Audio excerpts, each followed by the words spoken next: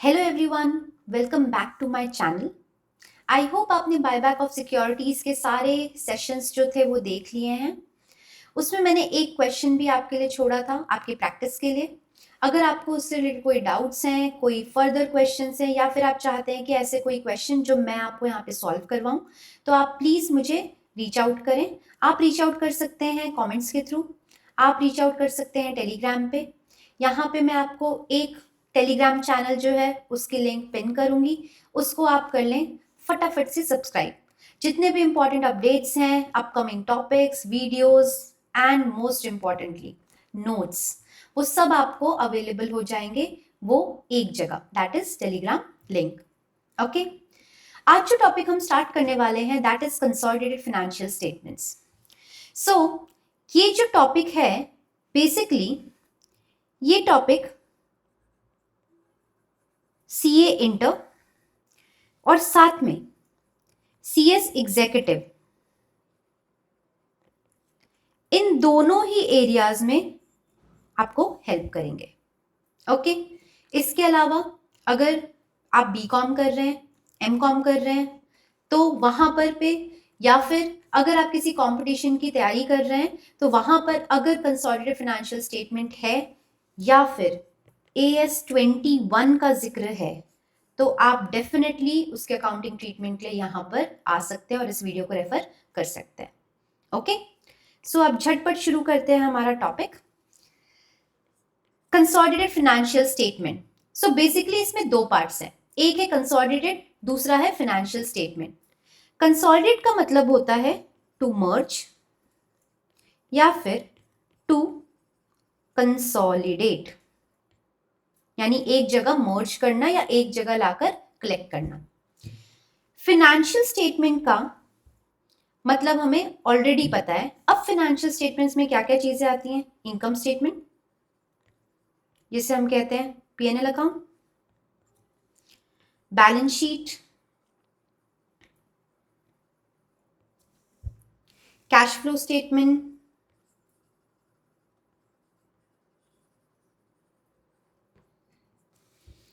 Notes to account, या फिर कोई भी चेंजेस इन इक्विटी। जब हम ये सारे फाइनेंशियल स्टेटमेंट्स को करें मर्ज यानी कि कंसोलिडेट, कंसोलिडेशन कभी भी दो या दो से ज्यादा चीजों का ही हो सकता है। तो यहां पे वो दो चीजें हैं क्या? तो वो दो चीजें हैं होल्डिंग एंड सब्सिडरी। यानी अगर हम होल्डिंग और सब्सिडरी कंपनी के फाइनेंशियल स्टेटमेंट्स को मर्ज करें, कंसोलिडेट करें, तो उस पूरे प्रोसेस को हम कहते हैं, या फिर उससे जो एक आउटकम निकल के आता है उसको हम कहते हैं कंसोलिडेटेड फाइनेंशियल स्टेटमेंट्स। ओके, अब होल्डिंग एंड सब्सिडरी क्या है? कोई एक कंपनी किसी दूसरी कंपनी की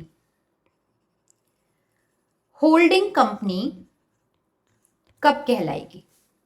जब इसका कंट्रोल होगा उस दूसरी कंपनी के ऊपर, तब वो इसकी कहलाएगी होल्डिंग कंपनी। और जिस कंपनी के ऊपर कंट्रोल इसने लिया है उसको कहेंगे सब्सिडरी कंपनी।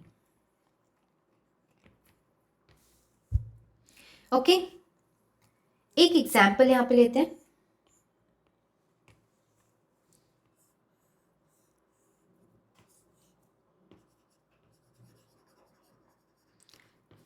वॉलमार्ट,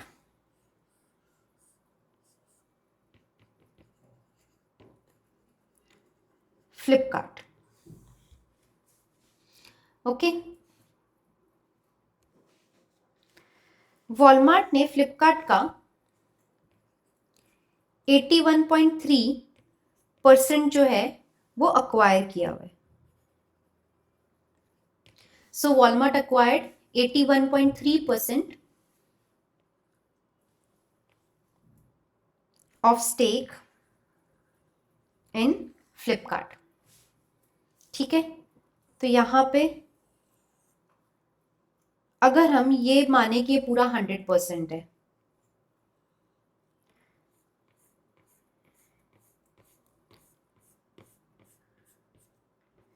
तो ये वाला जो पार्ट है बेसिकली ये है 81.3% मेजर पार्ट, जो कि वॉलमार्ट के पास है।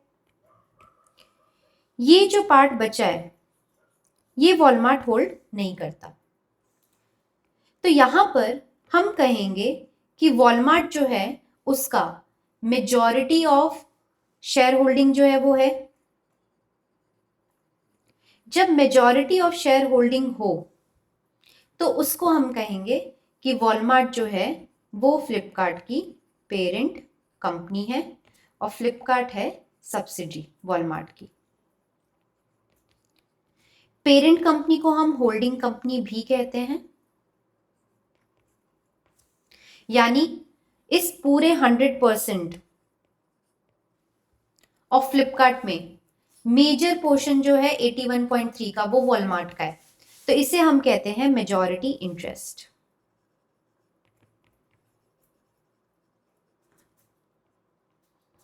ओके, बट ये जो पोर्शन है ये तो वॉलमार्ट नहीं है इसके पास, राइट? तो ये वाला पोर्शन हम कहते हैं माइनॉरिटी इंटरेस्ट। ओके, तो यहां पे अगर माइनॉरिटी इंटरेस्ट है और मेजॉरिटी इंटरेस्ट है तो माइनॉरिटी इंटरेस्ट के पास कोई कंट्रोल नहीं है, बट मेजॉरिटी इंटरेस्ट जो है शेयर होल्डिंग अगर है तो दैट मीन्स हम ये कह सकते हैं कि एक कंट्रोल जो है वो इस्टेब्लिश हो गया वॉलमार्ट का फ्लिपकार्ट के ऊपर। ठीक है, अब ये मैंने यहाँ पे एक टर्म जो यूज किया है कंट्रोल, इस कंट्रोल का एक्चुअल क्या मतलब है? इस पूरे कॉन्सेप्ट को कंसोलिडेटेड फाइनेंशियल स्टेटमेंट को AS 21 गवर्न करता है। तो AS 21 के हिसाब से अगर more than 50% of voting rights जो है वो किसी कंपनी के पास हो दूसरे कंपनी की, ओके, या फिर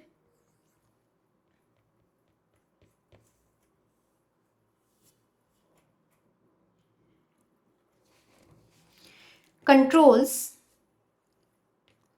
the composition of board of directors, इन दोनों में से कोई भी एक चीज हो तो वो कंट्रोल एस्टैब्लिश हो जाएगा। अब यहां पर ये जो वोटिंग राइट्स है, इस वोटिंग राइट्स का मतलब क्या है? वोटिंग राइट्स का मतलब है bye acquiring more than 50% of equity shares and convertible preference shares if any. Okay, दूसरा कॉम्पोजिशन के ऊपर कंट्रोल, तो इसका मतलब क्या है? अब तो इसका मतलब हो गया majority of directors are appointed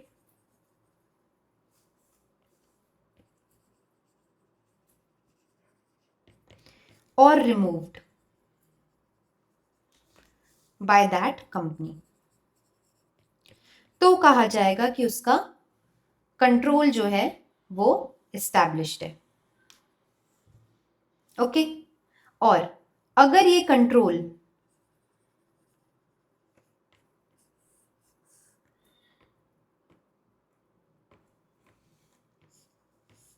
established है तो हमें करना पड़ेगा कंसोलिडेट।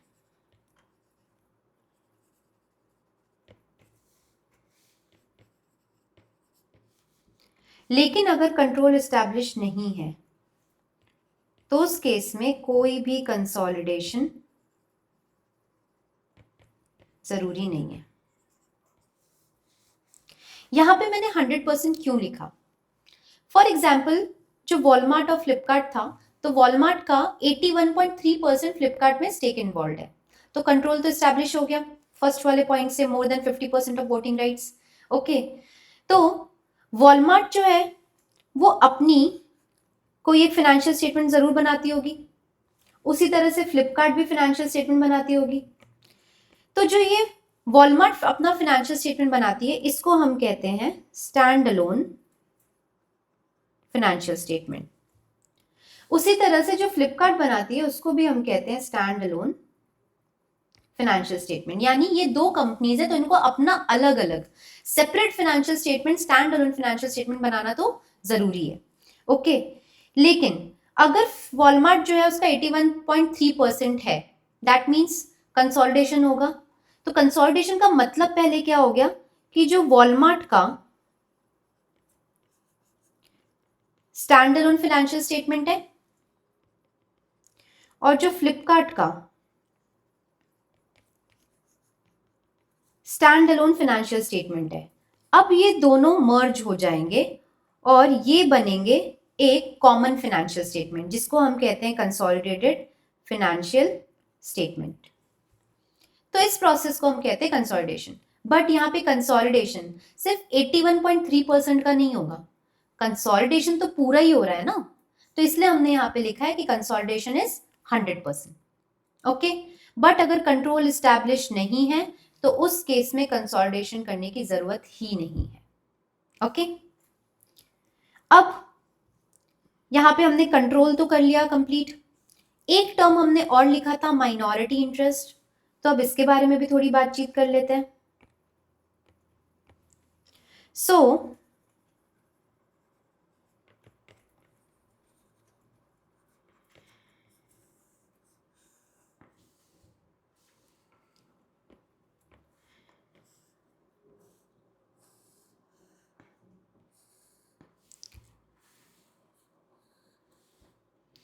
लेट्स से ये वाला पार्ट जो है ये पेरेंट के पास नहीं है, ठीक है, ये है 80%, इसको हम कहते हैं कंट्रोलिंग इंटरेस्ट या मेजॉरिटी इंटरेस्ट। ये जो बचे हुए 20% ये है, इसे हम कहते हैं नॉन कंट्रोलिंग, क्योंकि ये किसके पास है, कौन सी पार्टी के पास, नॉन कंट्रोलिंग पार्टी के पास। तो नॉन कंट्रोलिंग इंटरेस्ट या फिर माइनॉरिटी इंटरेस्ट।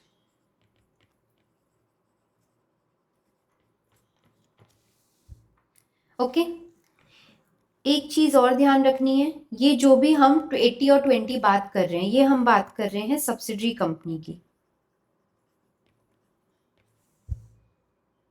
ठीक। बेसिकली ये माइनॉरिटीज एक तरह से कौन हो गए, फिर आउटसाइडर्स, ठीक है। तो इसे हम कहते हैं माइनॉरिटी इंटरेस्ट।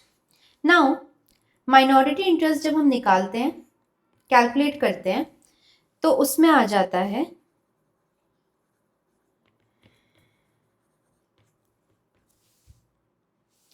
20%, क्योंकि उनका 100% पे तो पावर नहीं है, उनका इंटरेस्ट कितना है 20%, पर ये इंटरेस्ट कहाँ कहाँ है उनका, तो 20% ऑफ शेयर कैपिटल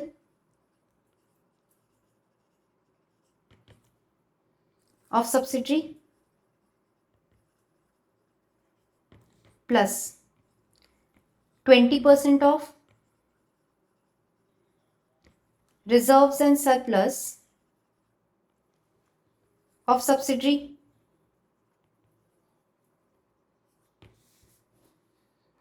मैंने यहाँ पे share capital, reserves and surplus क्यों लिखा, कोई भी कंपनी की अगर हम बात करें तो किसी भी कंपनी में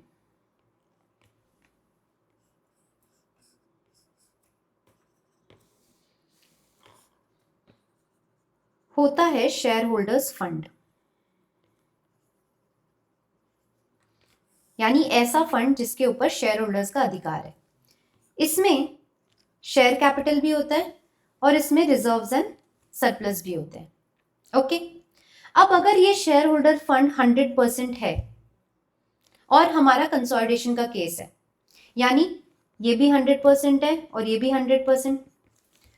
तो हमें इतना पता है कि कंसोलिडेशन के टाइम पे अब हमें इस 100% को पेरेंट में और माइनॉरिटी में बांटना पड़ेगा, यानी ऊपर वाले एग्जाम्पल के हिसाब से 20% एंड 80%। तो ऑटोमेटिकली जो शेयर कैपिटल है वो भी तो बांटना पड़ेगा ना आपको, क्योंकि अल्टीमेटली ये किसका टोटल है, शेयर कैपिटल और रिजर्व्स एंड सरप्लस का। तो अगर पेरेंट का शेयर कैपिटल के ऊपर 80% अधिकार है तो माइनॉरिटी का भी तो 20% है, जो कि हमने ये लिखा। उसी तरह से रिजर्व्स एंड सरप्लस पे अगर पेरेंट का 80% का हक है तो माइनॉरिटी का 20% होगा, तो 20% of reserves and surplus of subsidiary. Okay, अब यहां पे एक important point, minority interest is that part of the net assets which is not owned by the parent company। मतलब ये नेट एसेट का वो पार्ट है जो पेरेंट कंपनी यानी कि होल्डिंग जो है वो ओन नहीं करती। Okay, but still 100% full consolidation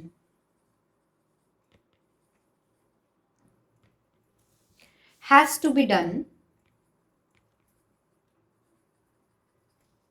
because parent company have control।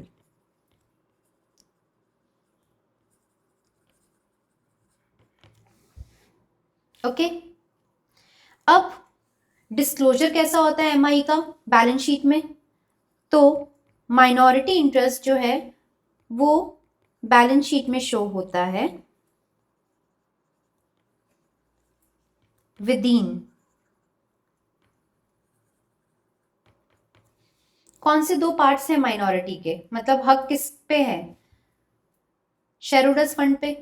ठीक है, तो आप इसको दिखाओगे भी वहीं पे, तो within equity. Okay, shall be presented separately from the equity of the parents। Okay, MI जो है वो हो सकता है कि नेगेटिव भी हो सकता है, तो एक पॉइंट यहां पर है, it can be negative as well, यानी ये नेगेटिव फिगर भी आ सकता है। ओके, इसके बारे में मैं आपको जब अभी वर्किंग नोट्स बताऊंगी और आगे जब हम बढ़ेंगे, जब हम प्रैक्टिकल पॉइंट पे आएंगे, तब मैं आपको इसको और क्लैरिटी से बताऊंगी। अभी आपको सिर्फ ये ध्यान रखना है कि अगर माइनॉरिटी इंटरेस्ट है तो माइनॉरिटी इंटरेस्ट का जरूरी नहीं है कि जो भी आप फिगर निकालो या कैलकुलेट करके जो अमाउंट निकालो वो हमेशा पॉजिटिव हो, वो नेगेटिव भी हो सकता है। इसको कैसे ट्रीट करते हैं, ये क्यों होता है, ये मैं आपको क्वेश्चन के थ्रू बताऊंगी या फिर लास्ट में मैं आपको एक्सप्लेन करूंगी। ओके, तो माइनॉरिटी का कॉन्सेप्ट है ये। अब माइनॉरिटी पढ़ाते टाइम मैंने आपको नेट एसेट एक शब्द यहां पे लिखा है, तो नेक्स्ट जो पार्ट है हम नेट एसेट को ही टारगेट कर लेते हैं, नेट एसेट्स। ओके, सो अब ये नेट एसेट है क्या basically, so it is the value of a company's asset after deducting its liabilities।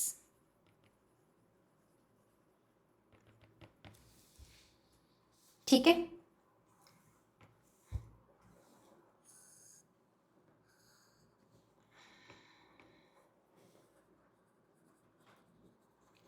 For example ये है हमारी बैलेंस शीट।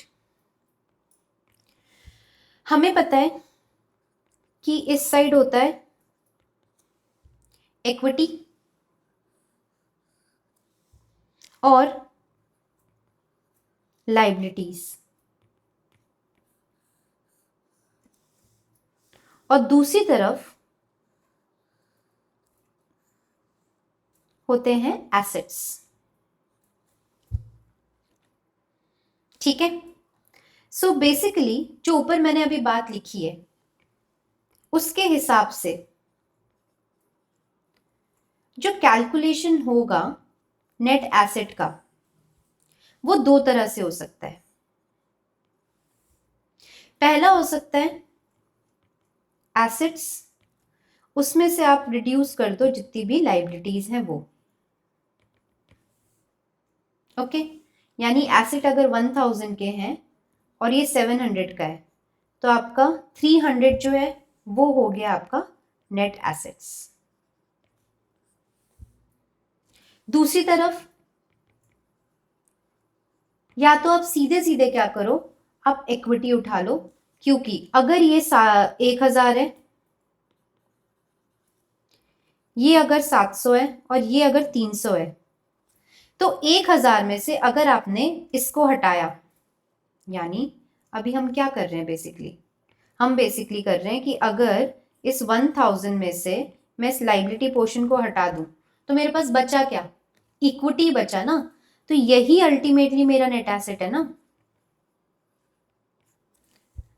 ठीक है, तो ये भी हो सकता है, तो आप इस तरह से भी कैलकुलेशंस कर सकते हो। तो ये दो तरीके हैं नेट एसेट को निकालने के। ठीक, now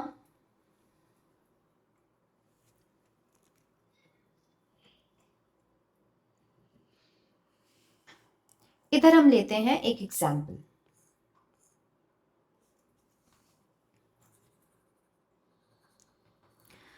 consolidation example.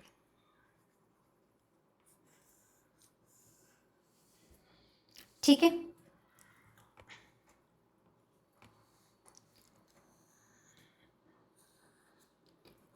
Parent company की बैलेंस शीट, यानी ये क्या हो गई उसकी स्टैंड अलोन बैलेंस शीट, और दूसरी तरफ हम लेते हैं सब्सिडरी कंपनी की बैलेंस शीट, यानी कि सब्सिडरी कंपनी की क्या होगी stand alone balance sheet. Okay, यहां पे हमें दिया है equity shares 30,000, reserves 3000, current liabilities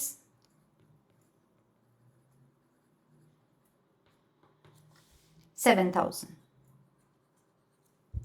दूसरी तरफ let's say property plant equipment जो है दैट इज 20,000, करंट एसेट्स जो है वो है 5,000। ओके, और क्योंकि ये पेरेंट कंपनी है तो इसका सब्सिडरी कंपनी में स्टेक होगा, सब्सिडरी कंपनी में वो शेयर कैपिटल का पार्ट है, लेकिन पेरेंट के लिए वो क्या हो गया इन्वेस्टमेंट हो गया। तो यहां पर इसके बुक्स में क्या दिख रहा होगा, इन्वेस्टमेंट इन सब्सिडरी कंपनी। ओके, वहीं दूसरी तरफ फॉर एग्जाम्पल पीपीई गिवन है 8,000, करंट एसेट्स हैं 12,000, कुछ करंट लायबिलिटीज हैं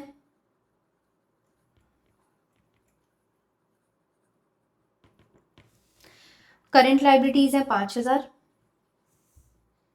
अब इसके भी कुछ इक्विटी हो सकते हैं और कुछ रिजर्व्स होंगे। ठीक है, अगर मैं कहूं कि पेरेंट का सब्सिडरी में जो स्टेक है या फिर जो कंट्रोल है, कंट्रोल शब्द लिखना ज्यादा बेटर है, तो वो 100% है, तो इसका इंटरप्रिटेशन क्या हुआ कि जो भी यहाँ पे इन्वेस्टमेंट या फिर जो भी इसकी कैपिटल है और रिजर्व्स है वो पूरे के पूरे किसके हैं, सब्सिडरी पेरेंट के, राइट। तो लेट्स से यहां पे वो अमाउंट गिवन है 10,000 और वो है 5,000। जो इन्वेस्टमेंट इन सब्सिडरी होगा वो होगा 15,000। ठीक है, तो यहां पे बेसिकली हमने क्या देखा कि जो इन्वेस्टमेंट होता है पेरेंट कंपनी में सब्सिडरी में, वो सब्सिडरी कंपनी के बैलेंस शीट में वो किसका पार्ट होगा? इक्विटी शेयर का और रिजर्व्स का। Okay, so in consolidated financial statement, we need to eliminate the parent company's investment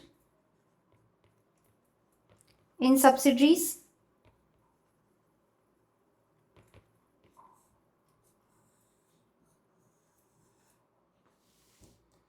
with, ये क्या है बेसिकली इस कंपनी का नेट एसेट, तो इसको आप करोगे नेट एसेट से eliminate, net assets of subsidies.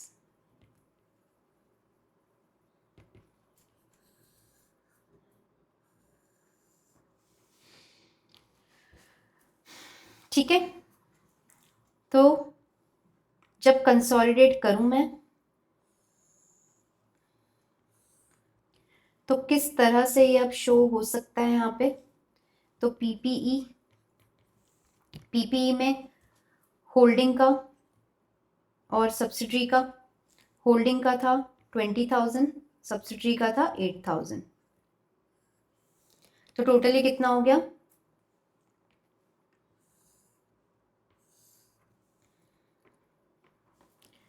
28,000।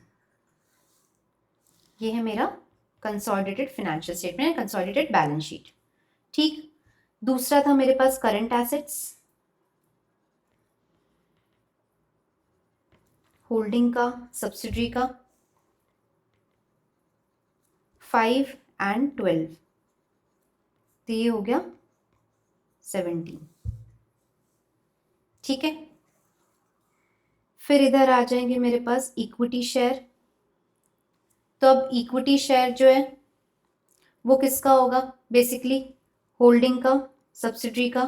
Holding का था 30,000 और इसका था 10,000। अभी मैं टोटल नहीं कर रही। Then reserves and surplus, holding और सब्सिडरी कितना है? 3,000 और ये 5,000। और है करंट लाइबिलिटीज,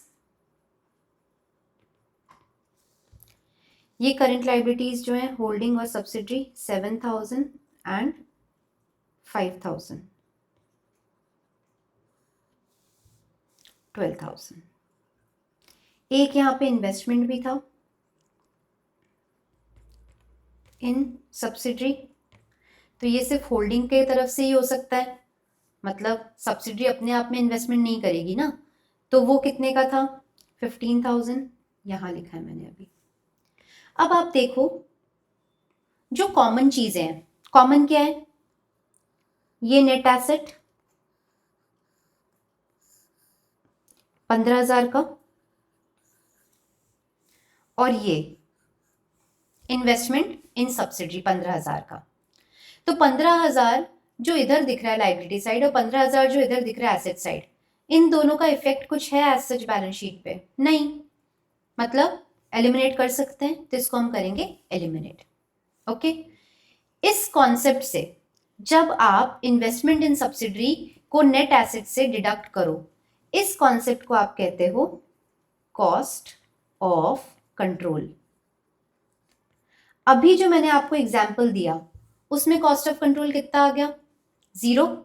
यानी आपने किया क्या? अल्टीमेटली आपने लिया कॉस्ट ऑफ इन्वेस्टमेंट, यानी होल्डिंग को इस इन्वेस्टमेंट करने की कितनी कॉस्ट पड़ी, वो आपको क्वेश्चन में दिया था 15,000, यानी आपको एसेट साइड में जो इन्वेस्टमेंट की वैल्यू दी होगी वो, उसमें से आपको माइनस करना था नेट एसेट्स, यानी कंपनी की कितना वर्थ है, मतलब नेट एसेट कितना है, ये आप देखोगे डेट ऑफ एक्विजिशन वाले दिन, तो वो भी आपको गिवन था कितना, 15,000। तो यहाँ पे कॉस्ट कितना हुआ, नील। ठीक।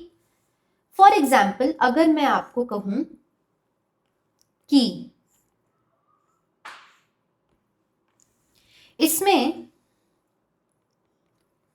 नेट एसेट्स जो हैं वो आप चेंज कर दो, यानी कंपनी का सब्सिडरी का जो नेट एसेट है वो है लेट से 20,000। ठीक है, इस केस में कॉस्ट ऑफ कंट्रोल क्या हो जाएगी, आपको कितना पड़ा एज अ होल्डिंग कंपनी, 15,000।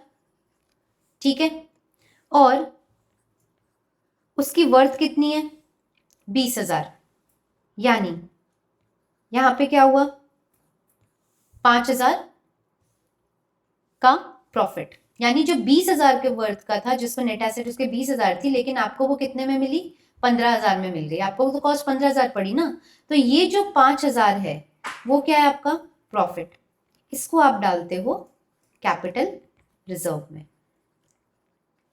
लेकिन कई बार क्या होता है, लेट्स से नेट एसेट्स जो था सब्सिडरी कंपनी का वो था 10,000, अब आपको कॉस्ट कितनी पड़ी, आपको तो 15,000 की कॉस्ट थी, लेकिन क्या उसका इतना नेट एसेट था, नहीं, नेट एसेट तो 10,000 का था, यानी आपने 5,000 जो है ये एक्स्ट्रा पे कर दिए। ये एक्स्ट्रा अमाउंट आपने क्यों पे किया होगा, ये आपने पे किया होगा उसके गुडविल के लिए। ओके, तो जब हम कॉस्ट ऑफ कंट्रोल की बात करते हैं तो कॉस्ट ऑफ कंट्रोल में हमें ये चीज को फिर ध्यान रखनी है। ठीक है, तो आज हमने कवर किया कंसोलिडेटेड फाइनेंशियल स्टेटमेंट में, उसका मतलब कि कंसोलिडेटेड फाइनेंशियल स्टेटमेंट होता क्या है, देन कंट्रोल किस तरह से स्टैब्लिश किया जाता है, तो दो तरीके हैं स्टैब्लिश करने के, या तो 50% से ज्यादा के वोटिंग राइट्स हो, या फिर composition of board of directors के ऊपर कंट्रोल हो। कॉम्पोजिशन मतलब एडिशन या removal of majority of director, voting rights का मतलब इक्विटी एंड कन्वर्टेबल प्रेफरेंशियल दोनों मिलाकर अगर 50% से ज्यादा का स्टेक है तो भी कंट्रोल स्टैब्लिश हो जाएगा। फिर हमने पढ़ा माइनॉरिटी इंटरेस्ट का कॉन्सेप्ट। माइनॉरिटी इंटरेस्ट क्योंकि वो भी क्या है, शेयर होल्डर्स तो हैं ही, ठीक है, बट उनके पास नॉन कंट्रोलिंग इंटरेस्ट है, उनके पास कंट्रोल नहीं है। तो इस केस में माइनॉरिटी इंटरेस्ट जो हो जाएगा उनका कहां कहां पे स्टेक होगा, शेयर कैपिटल में और रिजर्व्स एंड सरप्लस में ऑफ सब्सिडरी।